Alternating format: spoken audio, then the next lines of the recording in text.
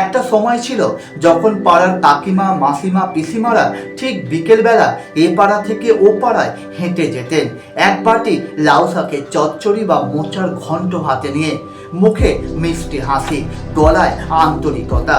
দিদি গো, বানিয়েছিলাম, খেয়ে দেখো না। না, আজ আর তারা নেই। না মানে বলতে চাইছি, অনেকে আছেন শারীরিকভাবে, কিন্তু নেই সেই আন্তরিকতা, নেই সেই সম্পর্কের নিবিড় সেতুবন্ধন। এখন যদি কেউ ভুল করে দরজায় কড়া নাড়ে, সন্তান মা বাবাকে সাবধান করে, আগে ভালো করে দেখে নিও ফলিডল টলিডল মিশিয়ে কিছু এনেছে কিনা। একটা সময় ছিল কোনো বৃদ্ধ মানুষকে বাজার ভর্তি ব্যাগ নিয়ে হাঁটতে দেখলে একদল তরুণ হেসে হেসে তার হাত থেকে ব্যাগটা নিয়ে তার দাওয়ায় তুলে দিয়ে আসতেন, গল্প করতে করতে। আজও সেই বৃদ্ধ মানুষটিও আছে, হাতে রয়েছে বাজার ঠাসা ব্যাগও, কিন্তু এখন চারপাশে তরুণ ঘুরে বেড়ায় মোটর বাইকে চড়ে, কানে ইয়ারফোন গোজা। আর তাদের মুখ থেকে শোনা যায়, দাদু ঘাটে যাবার শখ হয়েছে নাকি? সরতে কি হয়? কানে কি হয়েছে নেবা? এ কেবল ভদ্রতার অবলুপ্তি নয়, এটা এক সামাজিক অবক্ষয়ের নিদর্শন। একটা দিন ছিল যখন গোটা পাড়া কাঁপত কিশোর তরুণদের হই হুল্লোড়ে। গাছের আম ধ্বংস করা, রোদেলা দুপুরে পুকুর তোলপাড় করা, মাচায় আড্ডা দিতে দিতে গার্লস স্কুলের মেয়েদের ঝাড়ি মারা। আর হঠাৎ পাশের পাড়ার কেউ মারা গেলে সেই কিশোরদেরই কেউ বলতো না, কিন্তু তারাই নিজেরাই স্বেচ্ছায় সব বাউ হয়ে উঠত। আজকের দিনে সেই কিশোররাও আছে, তবে হাতে রয়েছে স্মার্টফোন। তাদের কাছে ভালোবাসা, দায়িত্ব, সামাজিকতা এখন অ্যাপে বুকিং করা এক যান্ত্রিক বিষয়।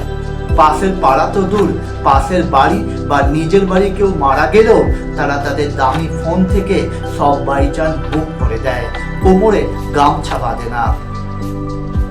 আগেকার নেতারা কার নয়, ভুটভুট করা বুলেট নয়, স্রেফ সাইকেল, না হলে পায়ে হেঁটে, ঘামে ভেজা পাঞ্জাবি আর ব্যাগ কাঁধে। ভোটের সময় না, এমনিতেই মাঝে মাঝে নরম বিকেলে দুয়ারে দুয়ারে এসে জানতে চাইতেন, মেজ মেয়েটার জ্বর কমেছে তো? ডাক্তার কি বলছে? সবজি চাষে মাজরা পোকা কতটা ক্ষতি করেছে? বড় ছেলেটা ডিভিশনে খেলতে যাচ্ছে তো? ঢকঢক করে কাঁচের গ্লাসে জল খেতেন, সঙ্গে দুটো বাতাসা, তৃপ্তি করে। এই প্রশ্নগুলো ছিল আন্তরিকতা আর দায়িত্ববোধের পরিচয়। আজও নেতা আছেন, তবে তিনি দূরে। তার চারপাশে পিএ, পিএর পিএ, দাদা, দাদার বর্দা, এক জটিল প্রোটোকলের দেওয়াল। পৌঁছতে গেলে আগে দলের পতাকা ধরতে হয়, তারপর তো দেখা। আমাদের এক্কা দোক্কা, চুকিটকিট, রামলীলা, ঠাকুরমার ঝুলির গল্পের সেই শৈশব সবই আজ নিরুদ্দেশ। আমার সেই মাস্টার মশাই নেই, যিনি বলতেন, তোর সার্টিফিকেট দেখে যদি বুঝতে হয় তুই শিক্ষিত, সেই সার্টিফিকেটের মাথায় মারির ঝাঁটার বাড়ি। আজকের শিক্ষা কেবল নম্বর, কেবল গ্রেড, কেবলমাত্র একটা রেজাল্ট। হারিয়ে যাচ্ছে পাড়ার মাচায় সন্ধ্যার আড্ডা, যেখানে পিকাসো থেকে রবীন্দ্রনাথ, নন্দীগ্রাম থেকে কালীঘাট নিয়ে তরতাজা আলোচনা, সেও নেই। এখনকার মাচা মানে ফাঁকা জায়গা, অথবা সেটিও নেই।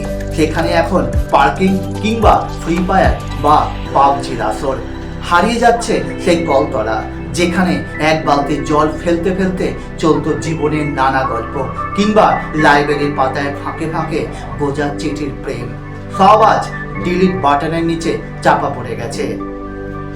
ভোরের আজান আর সুখসারী গানের সুর একসাথে মিশে যে বাতাসে আমাদের মন ছুঁয়ে যেত, সেই বাতাসে এখন কেবল গন্ধবিহীন এয়ার ফ্রেশনার।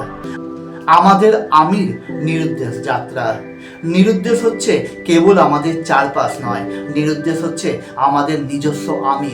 নিরুদ্দেশ হচ্ছে সেই পরিবার যেখানে একসাথে খাওয়া, গল্প বলা, মন খারাপ করা সবই হতো ভাগ করে। নিরুদ্দেশ হচ্ছে সেই পাড়া যেখানে একসাথে উৎসব, একসাথে শোক, একসাথে বেঁচে থাকা ছিল। নিরুদ্দেশ হচ্ছে সেই গ্রাম, সেই শহর, সেই স্বদেশ যেখানে মানুষ ছিল মানুষের পাশে। এই নিরুদ্দেশ শুধুই পুরনো সময়ের স্মৃতি নয়, এই এক সামাজিক সংকটের প্রতিচ্ছবি। আমরা কি পারি না আবার খুঁজে পেতে সেই মানুষগুলোকে, সেই সম্পর্কগুলোকে, সেই শিকড়গুলোকে?